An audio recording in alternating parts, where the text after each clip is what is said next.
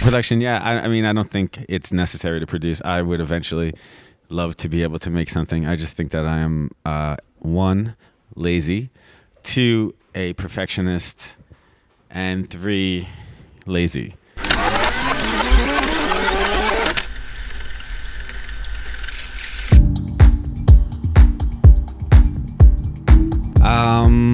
I don't think I ever decided I really wanted to be a DJ until it kind of just happened. I don't think you really ever, I mean, I guess nowadays people set out to actually be a DJ. For me, it just was like a hobby, and then next thing you know, I was quitting my day job and traveling around the world. If I hadn't become successful, I don't even know how successful I am right now, but I would say probably I would be hopefully not working in a restaurant in New York, which is what I was doing. So hopefully something with music of some sorts, not serving food.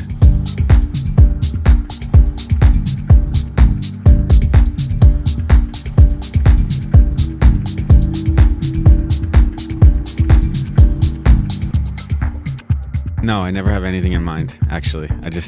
I am the least prepared DJ in the world. All my friends are like, prior to the gig, going through music and like setting up folders, and I don't know. I just show up and I play. It sounds terrible, but the role of a DJ is to make people dance.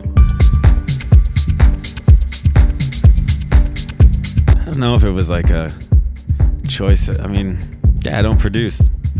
I was just talking about this actually because I know so many people, DJs, that produce, because everyone's like, oh, you have to produce records. You have to produce to get gigs, and that's bullshit because I'm playing gigs and I don't produce. And I know plenty of people who actually do produce and produce amazing records and don't get any gigs. And I don't know what it is. I mean, it's a combination of things.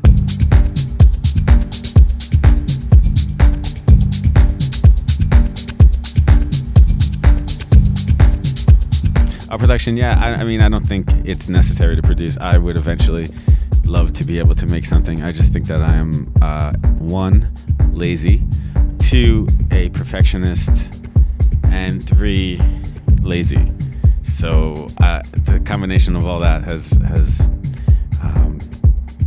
I haven't been able to do it. I could sit in the studio and listen to a loop for approximately 2 minutes before I want to kill somebody.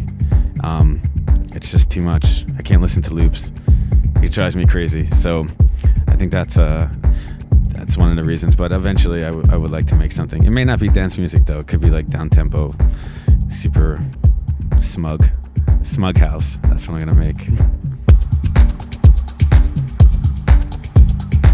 When Pulse Radio first got in touch with me, they wanted to do the show because they knew exactly what I was doing musically was different than every other podcast as far as playing indie stuff and not house and techno. And for me, yeah, I have complete control over it.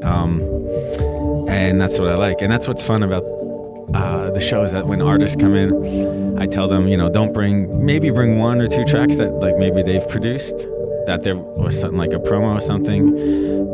But for the most part, just bring something that has inspired you outside of the realm of dance music.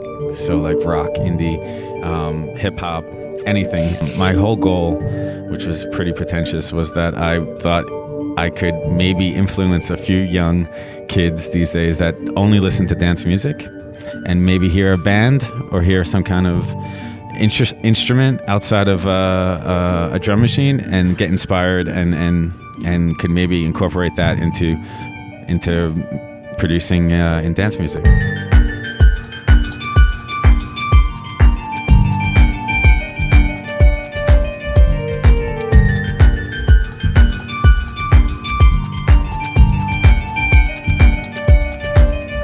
That any style of music for a whole night is boring. If I don't want to hear 8 hours of hip hop, I don't want to hear 8 hours of house and techno. Actually, I do sometimes. Depends how good a night it is and how good the DJ is. But I I think, yeah, indie music has had a huge influence on how I DJ. I think it's a little bit more emo. I think it's got more melodies and stuff, and just bring a little bit more emotion into the music I play. But house and techno can be boring, sure. I don't listen to it when I'm at home or on the airplane, because there's just so much more music out there to listen to. Why would you want to hear club music at home when you're just chilling out? I don't know, that's just me. Maybe I'm old.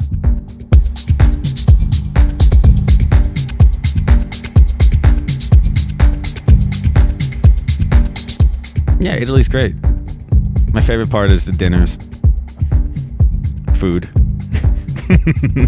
and the gigs. The gigs are great, but the food is really good.